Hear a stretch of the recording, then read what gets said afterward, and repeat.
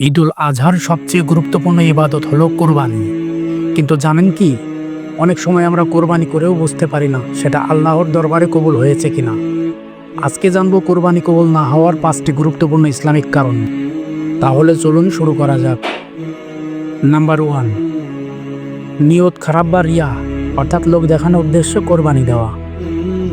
কেউ যদি আল্লাহর সন্তুষ্টির জন্য না দিয়ে মানুষকে দেখানোর জন্য কোরবানি দেয় তাহলে তা কবুল হয় না। দলিল স্বরূপ, যে লোক রিয়া বা লোক দেখানো করে সে মুশরিক।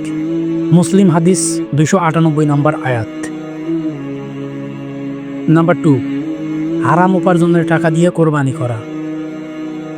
কোরবানির পশু যদি হারাম টাকা দিয়ে কেনা হয়, যেমন সুদের টাকা, চুরির টাকা, তাহলে সেই কোরবানি কখনো কবুল হয় না। দলিল স্বরূপ রাসূলুল্লাহ সাল্লাল্লাহু আলাইহি সাল্লাম বলেন, আল্লাহ তাআলা শুধু তাই কবুল করেন যা হালাল ও পবিত্র। মুসলিম হাদিস 1015 নম্বর আয়াত। নাম্বার 3, কোরবানির পশুতে কোনো রকম ত্রুটি থাকা।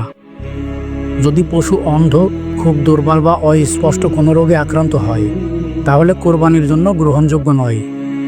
দলিল স্বরূপ রাসূলুল্লাহ সাল্লাল্লাহু আলাইহি সাল্লাম বলেছেন, 4 ধরনের পশু কোরবানির জন্য উপযুক্ত নয়: যার চোখ স্পষ্টভাবে কানা, অসুস্থ, খোড়া এবং এমন দুর্বল যা হাড়ে পৌঁছে গেছে। নাম্বার 4, কারো হক নষ্ট করে কোরবানি দেওয়া। যদি কেউ মানুষকে ঠকিয়ে বা কারো হক নষ্ট করে কোরবানি করে তাহলে সেটা কবুল নাও হতে পারে। দলিল স্বরূপ রাসূলুল্লাহ সাল্লাল্লাহু আলাইহি সাল্লাম বলেন, যে ব্যক্তি মানুষকে ঠকায় সে আমাদের দলভুক্ত নয়। নাম্বার 5, কোরবানির সময় ও নিয়ম না মানা।